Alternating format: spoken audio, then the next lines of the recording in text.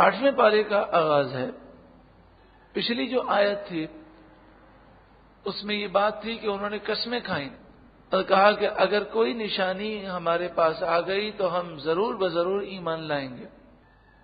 اب 8ویں پارے کی آغاز میں یہ بتایا جا رہا ہے کہ جیسی وہ نشانیاں مانگتے ہیں ساری دکھا دی جائیں تب بھی وہ ایمان ہرگز نہیں لائیں گے۔ مثلا وہ یہ کہتے تھے کہ فرشتے آسمان سے نازل ہوں، اللہ تبارک و تعالی ہمارے سامنے آئے اور کہے کہ دیکھو یہ میرے رسول ہیں، فرشتے کہیں کہ یہ اللہ کے رسول ہیں تو ہم آپ کو رسول مانیں گے۔ کبھی کہتے تھے کہ مردے زندہ ہو جائیں اور وہ ہمارے پاس چل کر آئیں، پھر ہم مردوں سے پوچھیں گے کہ بھئی یہ جو خبریں دیتے ہیں کہ مرنے کے بعد یہ ہوگا وہ ہوگا تو یہ خبریں سچی ہیں؟ اگر مردے ہمیں بتائیں گے تو ہم ایمان لے آئیں گے۔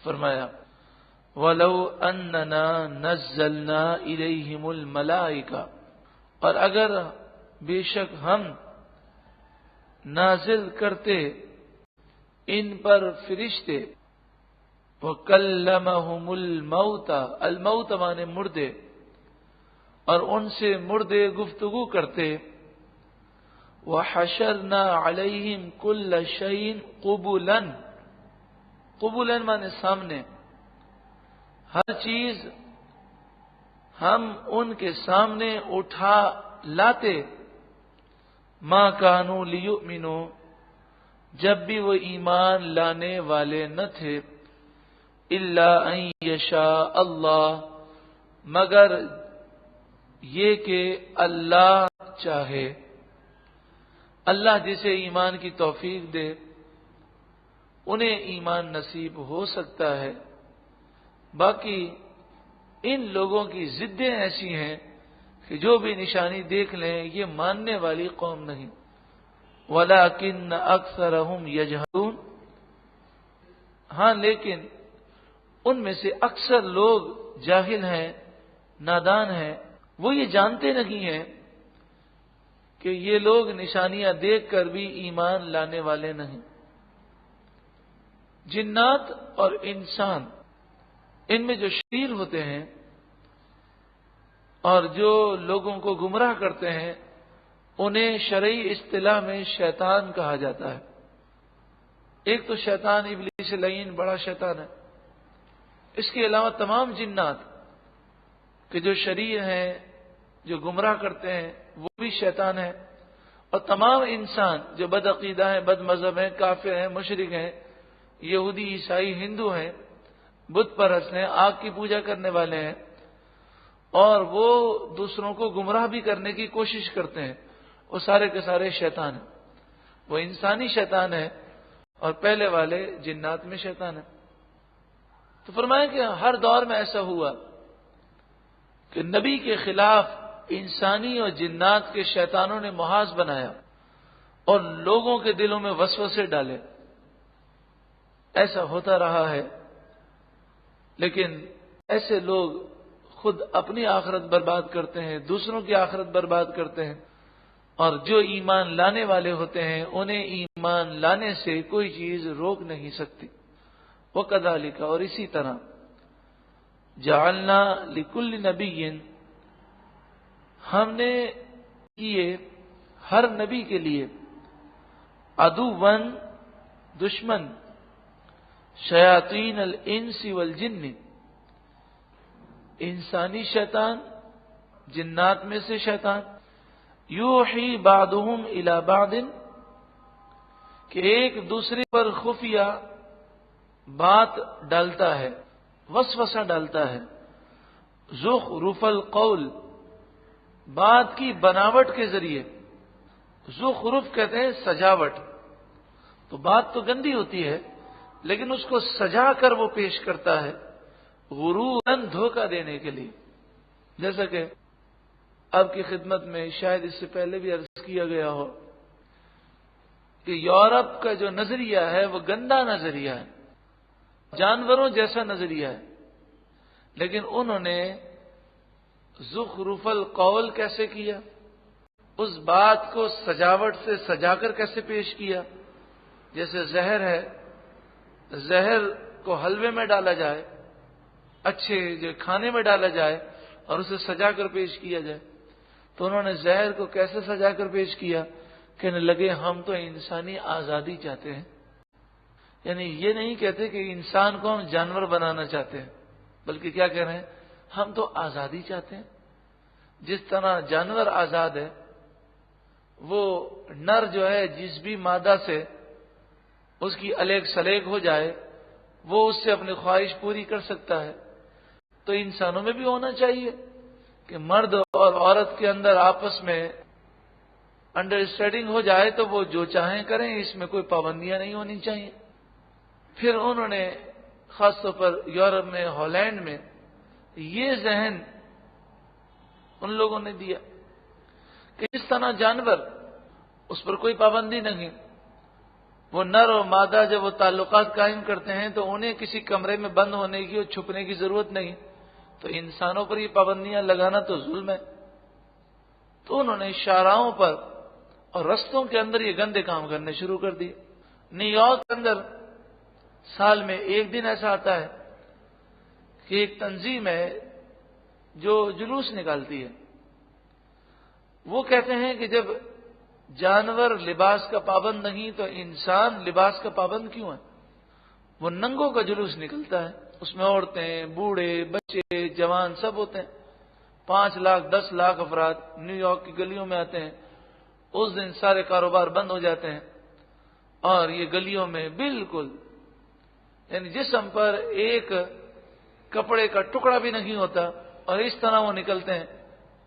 تو اب بتائیے، یہ گندگی ہے. انسان بننے کے باوجود اب جانور بننے کی کوششیں کی جا رہی ہیں، لیکن انہوں نے اس کو کیسے حسین پیرائے میں ڈالا کہ جی ہم انسان کی آزادی کی بات کر رہے ہیں.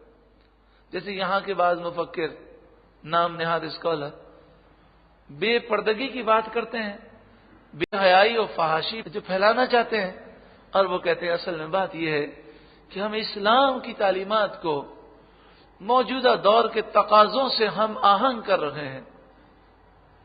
دور کے تقاضوں کے ساتھ چلنا ہے.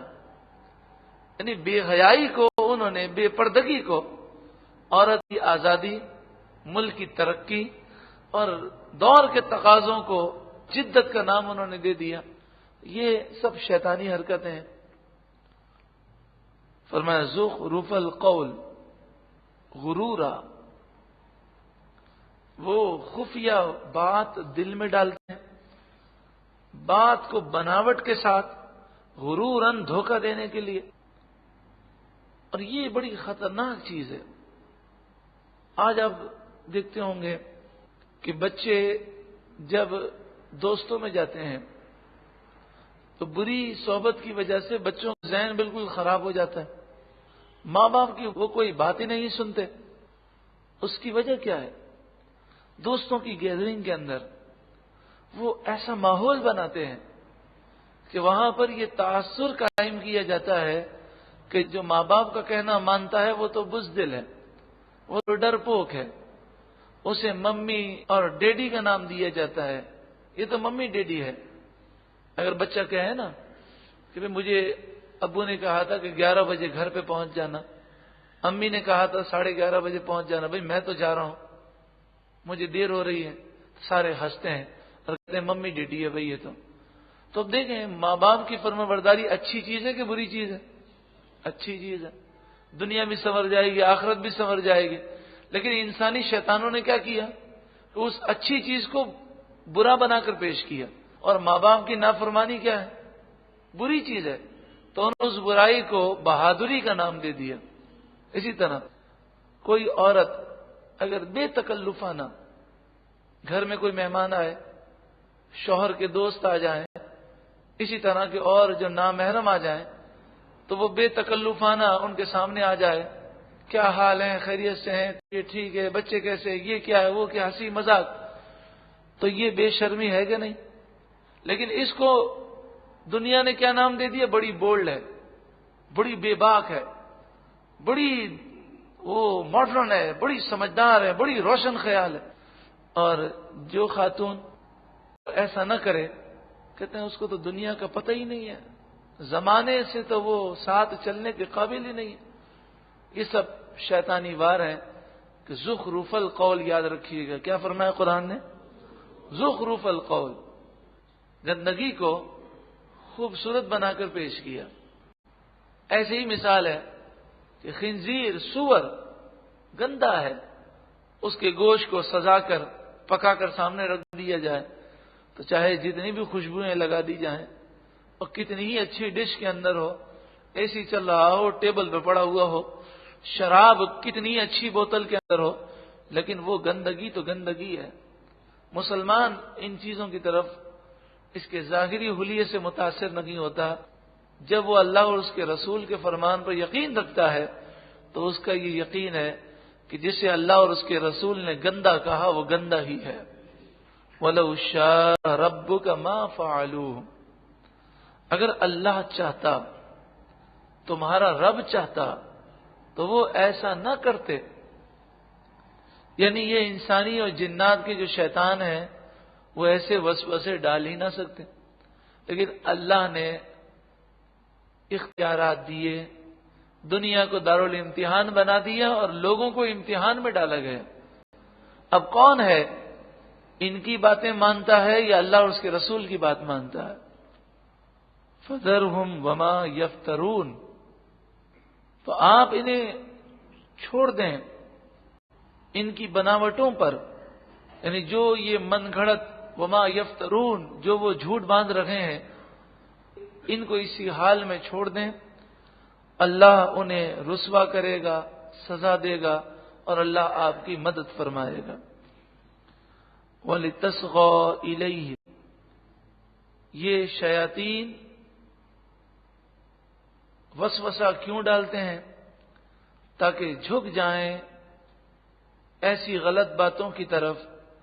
أَفْئِدَةُ الَّذِينَ لَا يُؤْمِنُونَ بِالْآخِرَةِ، ان لوگوں کے دل جھک جائیں، افئدہ مانے دل، ان لوگوں کے دل جھک جائیں جو آخرت پر یقین نہیں رکھتے۔ تو شیطانی باتوں سے وہی لوگ متاثر ہوتے ہیں۔ وَلِيَرْضَوْهُ، اور اس لیے کہ وہ اس غلط بات کو پسند کریں۔ وَلِيَقْتَرِفُوا مَا هُمْ مُقْتَرِفُونَ، اور اس لیے کہ وہ گناہ کمائیں جو انہیں کمانا ہے۔ تو شیطانی باتوں کا نقصان یہ ہوتا ہے کہ جو لوگ آخرت پر یقین نہیں رکھتے ان کے دل ان کی طرف جھک جاتے ہیں اور وہ گندگی کو پسند کرنے لگتے ہیں۔ یہی حال اس معاشرے کے اندر ہے۔ لیکن اگر یہ تصور قائم ہو جائے اور غالب ہو جائے ذہن پر کہ مجھے مرنا ہے، یہ میری آخری صبح ہے، یہ میری آخری رات ہے، فلاں اچانک مر گیا، فلاں اچانک بیمار ہو گیا، تندرست آدمی تھا، اچانک سے وہ وینٹیلیٹر پہ چلا گیا۔ جب وہ سوچ غالب ہو جائے گی تو پھر شیطانوں کی گندگیاں انسان پر اثر انداز نہیں ہو سکتے۔ آخرت کا تصور، موت کا تصور، یہ دنیا ادھر ہی رہ جائے گی، یہ دنیا کے لوگ کوئی کام نہیں آئیں گے، مجھے موت سے کوئی بچا نہیں سکے گا۔ اگر رب ناراض ہو گیا اور دنیا میں کوئی مصیبت آئی تو یہ میری مصیبت دور نہیں کر سکتے۔ جب یہ تصور قائم ہو جاتا ہے پھر بندہ کسی کی پرواہ نہیں کرتا، اور پھر وہ جو بھی اللہ اور اس کے رسول کا حکم ہے اس پر وہ آنکھیں بند کر کے عمل کرتا، اور لوگ ہنسیں، ملامت کریں، تانا دیں، طنز کریں، اس پر کوئی اثر نہیں ہوتا۔ وہ کسی کے ٹینشن میں نہیں آتا، وہ کسی بات کا فکر مند نہیں ہوتا، بلکہ وہ تو خوش ہوتا ہے کہ الحمدللہ اللہ نے مجھے اپنے اور اپنے حبیب کے فرمان پر عمل کرنے کی توفیق عطا فرمائے۔ کفار یہ کہنے لگے کہ ایسا کریں، آپ ہمارے اور اپنے درمیان ایک فیصلہ کرنے والا مقرر کر لیں، ہم دونوں بیٹھ جاتے ہیں، آپ بھی سنائیں اپنی باتیں، ہم بھی سناتے ہیں، وہ فیصلہ کرنے والا بتا دے کہ دونوں میں سے حق کون ہے۔ اس پر یہ آیت کریمہ نازل ہوئی افغیر اللہ ابتغی حکما، کیا اللہ کے سوا ابتغی میں تلاش کروں حکمن کوئی اور فیصلہ کرنے والا؟ جب اللہ فیصلہ کرنے والا ہے اور اس نے فیصلہ نازل کر دیا تو اب مجھے کوئی اور کسی اور سے، کسی غیر اللہ سے فیصلہ کرانے کی کیا ضرورت ہے؟ وَهُوَ الَّذِي أَنزَلَ إِلَيْكُمُ الْكِتَابَ مُفَصَّلًا، وہی ہے جس نے تمہاری طرف مفصل کتاب نازل کی. وَالَّذِينَ آتَيْنَاهُمُ الْكِتَابَ، اور وہ لوگ کہ جنہیں ہم نے کتاب دی، یعلمون، وہ جانتے ہیں، انہ منزل من ربک بالحق، بے شک وہ تمہارے رب کی طرف سے، بے شک تمہارے رب کی طرف سے حق نازل ہوا ہے. وہ جانتے ہیں کہ یہ جو قرآن نازل ہوا ہے یہ حق ہے. فلا تکونن من الممترین، تو اے سننے والے تو شک نہ کرنا. وتمت کلمۃ ربک صدقا وعدلا، اور تمہارے رب کے کلمات، تمہارے رب کی باتیں سچ اور انصاف میں پوری ہیں. وہ سچی باتیں ہیں، انصاف والی باتیں ہیں. لا مبدل لکلماتہ، اللہ کی باتوں کو کوئی بدلنے والا نہیں ہے. جو فرمایا وہ سچ فرمایا. وَهُوَ السَّمِيعُ الْعَلِيمُ، اور وہی خوب سننے والا، خوب جاننے والا ہے. ایک نعرہ لگایا جاتا ہے جمہوریت، جمہوریت، اکثریت، اکثریت. آپ نے یہ نعرہ سنا ہوگا. تو اکثریت کو بنیاد بنا کر انسان اگر اپنی زندگی گزارنا چاہے تو پھر یہ دیکھا جائے گا کہ وہ کس بات میں اکثریت کو بنیاد بنا رہا. اگر اکثریت سے اسی مراد یہ ہے کہ دنیا کے اندر دیکھیں اکثریت لوگ یہ کام کر رہے ہیں تو یہ تو بنیادی غلط ہے. چونکہ ہمیشہ دنیا کے اندر کافروں کی اکثریت رہی ہے. کافروں کی کیا رہی ہے؟ اکثریت رہی ہے. اس وقت بھی تقریباً 80% یا 85% دنیا میں کافر ہیں. پھر جو 15% مسلمان ہیں، ان مسلمانوں میں سے اکثریت بے نمازیوں کی ہے، جھوٹ بولنے والوں، رشوت لینے دینے والوں، سود لینے دینے والوں کی، ماں باپ کو ستانے والوں کی، ظلم و ستم کرنے والوں کی، کرپشن کرنے والوں کی. یعنی لاکھوں مسلمانوں سے ایک ہوگا کوئی کہ جو واقعی متقی اور پرہیزگار ہو. تو اگر یوں دیکھا جائے تو پھر تو اکثریت بے نمازیوں کی، چوروں لٹیروں کی ہے، کرپشن کرنے والوں کی، جھوٹ بولنے والوں کی. تو ہم اس طرح زندگی گزاریں گے تو تباہ ہو جائیں. ہمیں چلنا ہے اللہ اور اس کے رسول کے حکم کے مطابق. ہاں یہ ضرور ہے کہ نبی اکرم صلی اللہ علیہ وآلہ وسلم نے جو خبر دی وہ سچی خبر ہے. حضور نے جو خبر دی وہ سچی خبر ہے. تو آپ نے اپنی امت کو یہ اعزاز دیا ہے کہ حضور کا جو کلمہ پڑھنے والے ہوں گے ان کی اکثریت قیامت تک وہ صحیح عقائد پر کاربند رہے گی. یہ حضور کا معجزہ ہے، یہ حضور کی رحمت ہے، یہ حضور کا صدقہ ہے کہ نبی اکرم صلی اللہ علیہ وآلہ وسلم کا کلمہ پڑھنے والوں کی اکثریت وہ قیامت تک وہ صحیح عقائد پر رہے گی. ہاں اعمال سب کے صحیح ہوں گے اکثریت کا، ایسا نہیں ہے. وہ تو حضور نے فرمایا نا کہ مسلمانوں کی اکثریت دنیا کی محبت میں گرفتار ہو جائے گی، گناہ عام ہو جائیں گے.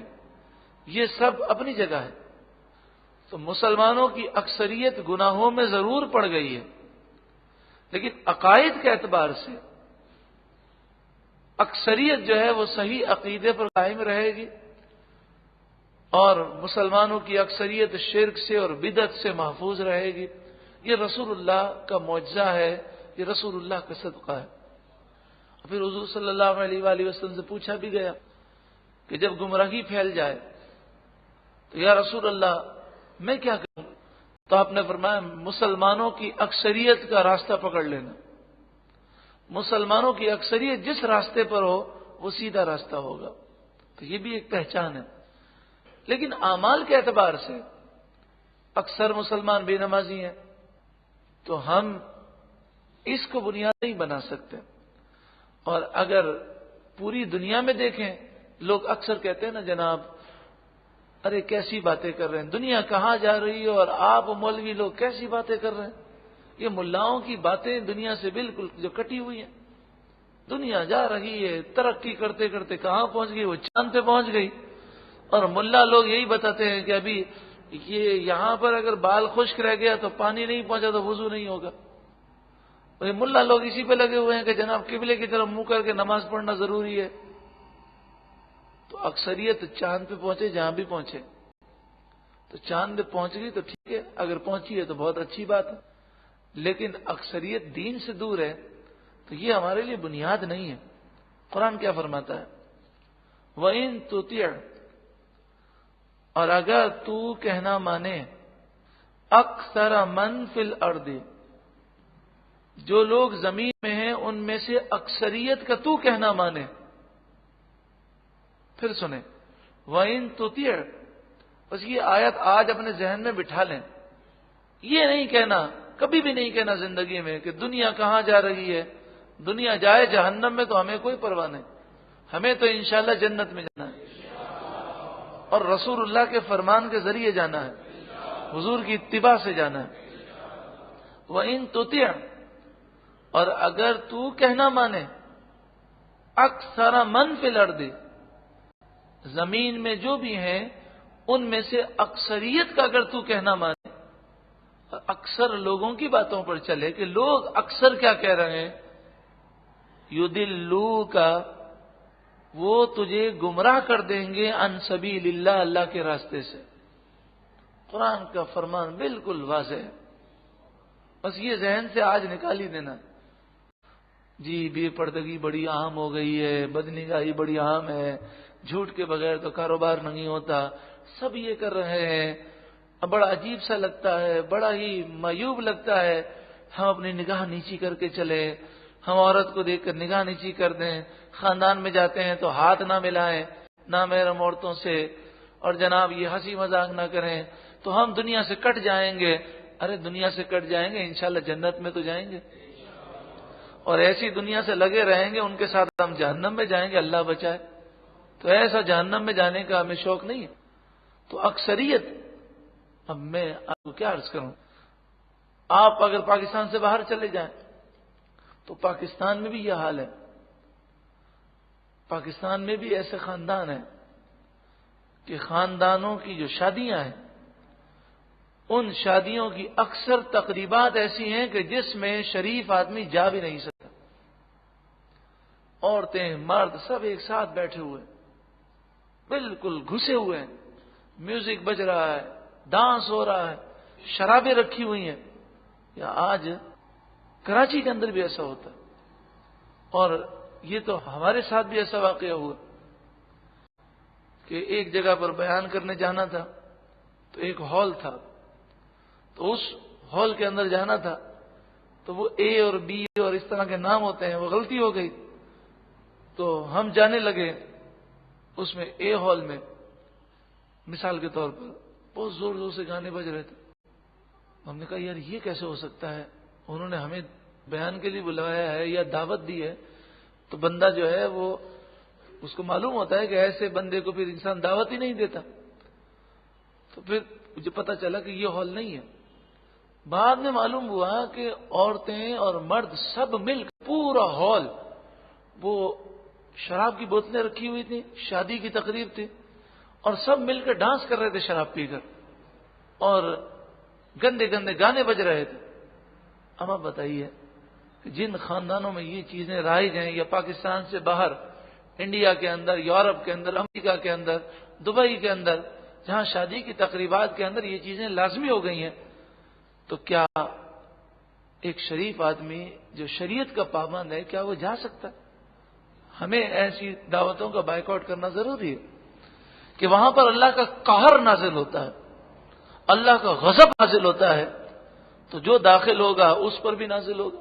کہ رسول اللہ نے فرمایا جو کسی کا مجمع بڑھائے گا وہ اسی میں سے ہے، جو کسی کا مجمع بڑھائے گا وہ اسی میں سے، تو ہم بھی اسی میں شامل ہوں گے. وَإِن تُطِعْ أَكْثَرَ مَنْ فِي الْأَرْضِ يُضِلُّوكَ عَنْ سَبِيلِ اللَّهِ، اور اگر تو کہنا مانے زمین میں موجود اکثر لوگوں کا، یضلوک، وہ تجھے بہکا دیں گے، عن سبیل اللہ، اللہ کے راستے سے. اور یہ تو حضور نے پہلے ہی خبر دے دی. آپ نے فرمایا کہ قرب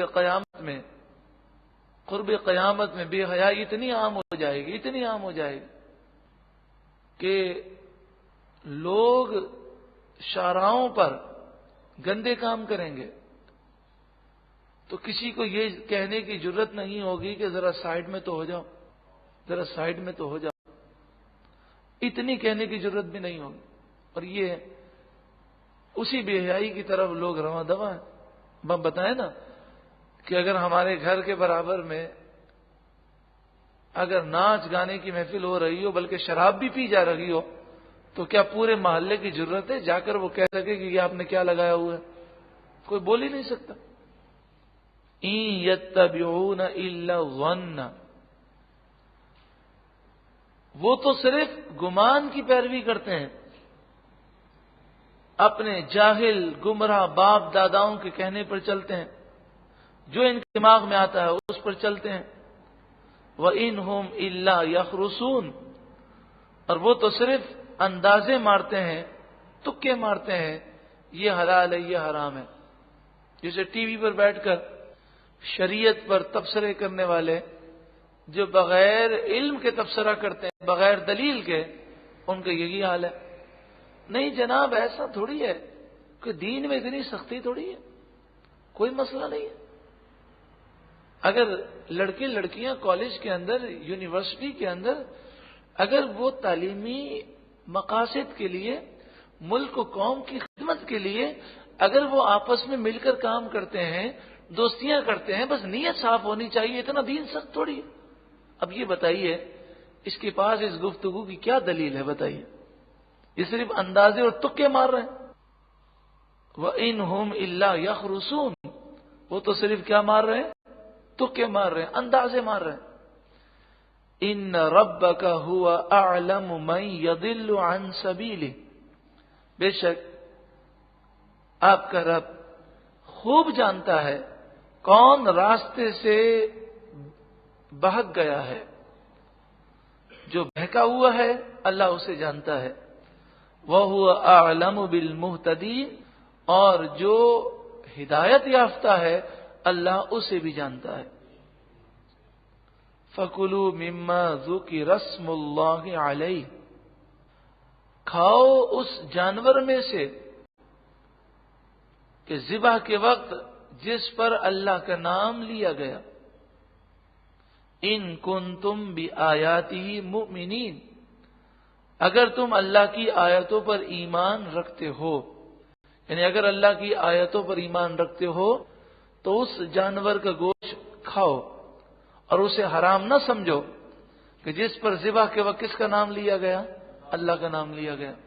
ایصال ثواب کے جو جانور ہیں تو ذبح کے وقت کس کا نام لیا جاتا ہے؟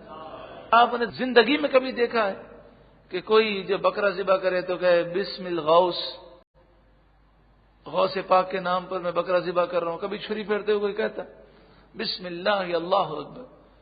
تو جب اللہ کے نام پر جانور ذبح کیا گیا تو اسے حرام سمجھنا اللہ پر جھوٹ باندھنا ہے. وَمَا لَكُمْ أَلَّا تَأْكُلُوا مِمَّا ذُكِرَ اسْمُ اللَّهِ عَلَيْهِ، تمہیں کیا ہو گیا کہ جس جانور پر ذبح کے وقت اللہ کا نام لیا گیا تم اسے نہیں کھاتے؟ کیوں نہیں کھاتے؟ وَقَدْ فَصَّلَ لَكُمْ مَا حَرَّمَ عَلَيْكُمْ، حالانکہ اللہ تعالیٰ نے تم پر حرام چیزوں کی تفصیل بیان کر دی. جب اللہ نے یہ فرما دیا کہ جس جانور پر ذبح کے وقت اللہ کا نام لیا جائے وہ حلال ہے، تو تم اپنی مرضی سے اسے حرام کیوں کہتے ہو؟ الا مد تررتم الیہ، الا مگر مد تررتم الیہ، جب تم اس سے مجبوری ہو، جب تمہیں اس سے مجبوری ہو، مطلب یہ کہ جو چیزیں حرام ہیں اسے نہیں کھانا، لیکن جان جا رہی ہو تو جان بچانے کے لیے اتنے لقمے کھا سکتے ہو حرام کے کہ جس سے جان بچ جائے۔ وَإِنَّ كَثِيرًا لَيُضِلُّونَ بِأَهْوَائِهِمْ بِغَيْرِ عِلْمٍ، بے شک اکثر لوگ جہالت کی وجہ سے اپنی خواہشات کے ذریعے گمراہ کرتے ہیں۔ لَيُضِلُّونَ، گمراہ کرتے ہیں، یعنی اللہ کی حلال کردہ چیزوں کو اپنی جہالت کی وجہ سے، اپنی خواہشات کی وجہ سے حرام کہتے ہیں۔ اصل میں ان کی خواہشات کیا ہے؟ لوگ جب 11ویں 12ویں مناتے ہیں، چھٹی شریف مناتے ہیں تو اولیاء کرام کی شان بیان کرتے ہیں۔ اب جن کے دل میں اولیاء سے بغض ہے وہ ڈائریکٹ یہ نہیں کہتے کہ ہمیں بڑی تکلیف ہوتی ہے، تو انہوں نے اس کھانے کو حرام کہہ دیا، حالانکہ حرام کہنے کی ان کے پاس کوئی دلیل نہیں۔ جانور ذبح کیا گیا اللہ کے نام پر، قرآن خوانی ہوئی، فاتحہ خوانی ہوئی، درود پاک پڑھے گئے، دعا مانگی گئی تو کس سے مانگی گئی دعا؟ اللہ سے۔ اور دعا میں کیا کہا گیا؟ اے اللہ جو کچھ کھانا پکایا گیا اور جو کچھ ہم نے پڑھا قبول فرما، اور اس کا ثواب حضور کو پہنچا، پھر حضور کے وسیلے سے فلاں فلاں فلاں فلاں کو پہنچا، ہمارے باپ داداؤں کو پہنچا، تمام مسلمانوں کو پہنچا۔ 11ویں کی محفل ہو، 12ویں ہو، تیجا ہو، 40واں ہو، سویم ہو، برسی ہو، چھٹی شریف ہو، یا عاشورے کا دن ہو، حضرت امام حسین کے ایصال ثواب کے لیے وہ لنگر کیا جائے، سب میں طریقہ کار یہ ہے کہ نہیں ہے؟ آپ نے زندگی بھر یہ طریقہ دیکھا، دعا مانگتے ہیں کہ اللہ یہ سارا ثواب پہنچا، سب اسی طرح کرتے ہیں۔ تو دیکھیں شروع سے لے کر آخر تک نام کس کا لیا؟ اللہ کا۔ اور ایصال ثواب پہنچانا، اللہ کے نیک بندوں کو ثواب پہنچایا۔ لیکن کتنے عجیب و غریب لوگ ہیں کہ وہ کہتے ہیں کہ یہ کھانا جو جسے نیاز کا یا لنگر کا نام دیا گیا، ایصال ثواب کا کھانا ہے، نعوذ باللہ من ذالک، وہ اسے خنزیر سے بدتر کہتے ہیں۔ ہم نے خود ایسے لوگ دیکھے ہیں کہ کھانا آتا ہے، لے بھی لیتے ہیں، پھر اسے گٹر کے اندر پھینک دیتے ہیں۔ ایسے لوگ ہیں۔ تو شیطان نے انہیں گمراہ کر دیا، اور انہیں بعض ملاؤں نے اور مولویوں نے غلط گائیڈ کیا ہے، اور انہیں اس طرح گمراہ کر دیا کہ وہی اس پہ تو چونکہ نام لیا گیا کہ یہ تو غوث پاک کو ایصال ثواب کے لیے ہے، تو نام آ گیا غوث پاک کا، یہ تو شرک ہو گیا، یہ تو حرام ہو گیا۔ قرآن کیا فرماتا ہے کہ جس پر اللہ کا نام لیا گیا اسے کھاؤ، اور تمہیں کیا ہو گیا؟ اگر تم مومن ہو تو کیوں نہیں کھاتے؟ تمہیں کیا ہو گیا کہ جس پر اللہ کا نام لیا گیا تم نہیں کھاتے؟ اور پھر آگے فرمایا گیا وَإِنَّ كَثِيرًا لَيُضِلُّونَ بِأَفْوَاهِهِمْ بِغَيْرِ عِلْمٍ، بے شک اکثر لوگ ایسے ہیں کہ جو لوگوں کو گمراہ کرتے ہیں اپنی خواہشات کی خاطر۔ تو ان لوگوں کی خواہش کیا ہے؟ لوگ اللہ والوں کا نام نہ لیں، تو اللہ والوں سے دور کرنے کے لیے انہوں نے اس کھانے کو حرام کہہ دیا اور اللہ پر جھوٹ باندھ دیا۔ ان ربک هو اعلم بالمعتدین، بے شک تمہارا رب حد سے بڑھنے والوں کو خوب جانتا ہے۔ تو وہ معتدین ہے، حد سے بڑھنے والے ہیں، جو حلال کو بغیر کسی شرعی دلیل کے بلا وجہ حرام کہتے ہیں۔ یہ کہتے ہیں کہ ہاں سب تو ٹھیک ہے، سب بھی ٹھیک ہے، شروع سے لے کر آخر تک اللہ کا نام لیا گیا، لیکن یہ کیوں کہا گیا کہ یہ بکرا غوث پاک کے نام کا ہے یا غوث پاک کی نیاز ہے؟ تو ان کو بخاری شریف کی پہلی حدیث نہیں معلوم۔ بخاری شریف کی پہلی حدیث کیا ہے؟ انما الاعمال بالنیات، اعمال کا دار و مدار کس پر ہے؟ نیتوں پر ہے۔ جب وہ کہتا ہے کہ یہ غوث پاک کا بکرا ہے، یہ کھانا غوث پاک کے نام کا ہے، یا وہ یہ کہتا ہے کہ یہ غوث پاک کی نیاز ہے، یہ لنگر ہے، تو مطلب چونکہ سب کا دل میں نیت یہ ایصال ثواب ہے. کیا نیت ہے؟ اور اعمال کا دار و مدار کس پر ہے؟ نیتوں پر ہے. تو یہ جو جملہ ہے یہ تو عرف میں عام ہے. مدار کس پر ہے؟ نیتوں پر ہے. تو یہ جو جملہ ہے یہ تو عرف میں عام ہے. بھئی اپنے دادا کے لیے جب کوئی کھانا پکاتا ہے ایصال ثواب کے لیے، تو لوگ بعض اوقات یہ کہتے ہیں کہ میں نے اپنے دادا کا کھانا پکایا ہے، یا میں نے اپنے دادا کے نام پر کھانا پکایا ہے، یا وہ کہتے ہیں کہ یہ قربانی جو ہے وہ حضور کے نام پر ہے، یہ جانور، یہ صدقہ جو ہے وہ میرے بچے کے لیے ہے. تو یہ جملے تو عرف میں بولے جاتے ہیں. اصل مقصد تو کیا ہے کہ جانور ذبح کیا جاتا ہے اللہ کی رضا کے لیے، اور جو ثواب ملتا ہے وہ ثواب ایصال کیا جاتا ہے. تو ان جملوں کی وجہ سے، صرف ان جملوں کی وجہ سے اگر شرک ہو جائے تو پھر یہ بتائیے کہ ہم اپنے گھر کے مالک ہیں کہ اللہ مالک ہے؟ تو جس نے کہا کہ اپنے گھر کا مالک ہوں تو وہ بھی مشرک ہو گیا کہ نہیں؟ یہ گاڑی ہماری ہے کہ اللہ کی ہے؟ اللہ کی ہے. تو جو کہے یہ میری گاڑی ہے وہ بھی مشرک ہو گیا. بھئی اس کی نیت یہی ہے کہ اللہ تبارک و تعالی کی عطا سے ظاہری طور پر اس کی ملکیت میرے پاس ہے، حقیقی مالک تو کون ہے؟ اللہ تعالی. تو اس تمام جملوں کا مطلب یہی ہے کہ یہ کھانا ایصال ثواب کے لیے پکایا گیا، اور ایصال ثواب چونکہ عام لوگوں کے لیے اگر کیا جائے تو اسے ہم کہتے ہیں ایصال ثواب، لیکن بزرگان دین کو ایصال ثواب کیا جائے تو ادبن ہم کہتے ہیں تحفتن، ہدیتن، نذرانتن. نذرانہ پیش کر رہے ہیں، نظر کر رہے ہیں، نیاز کر رہے ہیں، ہدیہ ہے، تحفہ ہے. یہ ادبن الفاظ ہیں، لیکن سب کا مطلب کیا ہے؟ ایصال ثواب. اللہ تبارک و تعالی دین کی صحیح سمجھ عطا فرمائے، اور جن لوگوں کو گمراہ کیا گیا اللہ تعالیٰ انہیں ہدایت عطا فرمائے، اور انہیں بھی یہ مسائل سمجھنے کی توفیق و سعادت نصیب فرمائے، اور تمام مسلمانوں کو غلط عقائد و نظریات سے محفوظ فرمائے.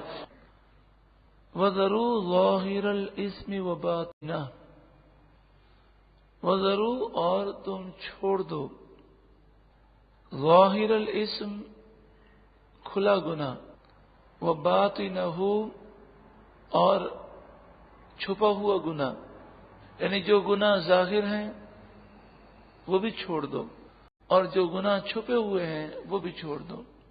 جو لوگوں کے سامنے گناہ کرتے ہو وہ بھی چھوڑ دو، اور جو لوگوں سے چھپ کر گناہ کرتے ہو وہ بھی چھوڑ دو.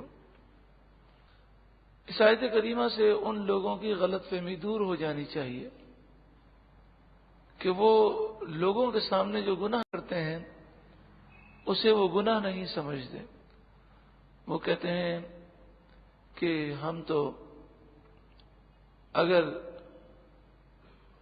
گناہ کر رہے ہوتے تو چھپ کر کرتے، ہم تو سب کے سامنے کرتے ہیں. تو گناہ جو ہے وہ گناہ ہوتا ہے، چاہے لوگوں کے سامنے کیا جائے چاہے لوگوں سے چھپ کر کیا جائے. ان الذین، بے شک وہ لوگ، یکسبون الاسم، جو گناہ کماتے ہیں، سیجزون بما کانوا یقترفون، سیجزون ان قریب وہ سزا پائیں گے، بما کانوا یقترفون جو وہ گناہ کیا کرتے تھے. یقترفون کا معنی کماتے تھے، جو کماتے تھے یعنی جو گناہ کرتے تھے اس کی ضرور وہ سزا پائیں گے. ہم اپنا انداز یہ بنا لیں اگر قرآن سننے کا کہ ہر بات پر ہم اپنا محاسبہ کرتے جائیں اور رب کی بارگاہ میں توبہ بھی کرتے جائیں اور اچھی اچھی نیتیں بھی ہم کرتے جائیں تو انشاءاللہ تعالی قرآن سننے کا لطف ہمیں زیادہ محسوس ہوگا.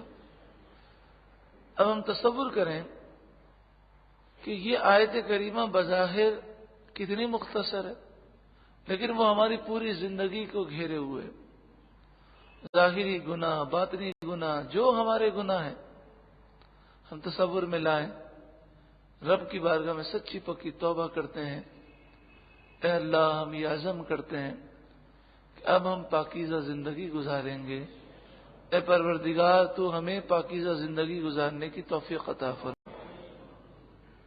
وَلَا تَأْكُلُوا، اور تم نہ کھاؤ، مما، اس جانور سے، لم یذکر اسم اللہ علیہ، جس پر اللہ کا نام نہ لیا گیا۔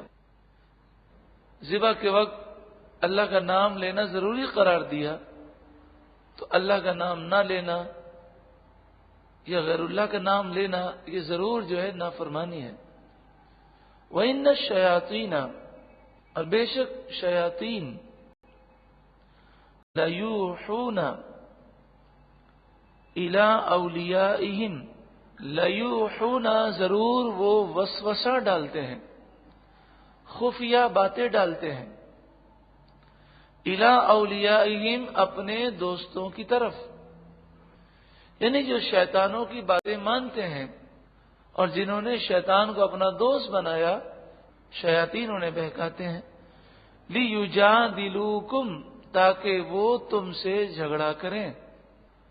تو لوگ جو تم سے جھگڑنے کے لیے آتے ہیں انہیں شیطان جو ہے جھگڑنے کے لیے بھیجتے ہیں۔ وَإِنْ أَطَعْتُمُوهُمْ، اور اگر تم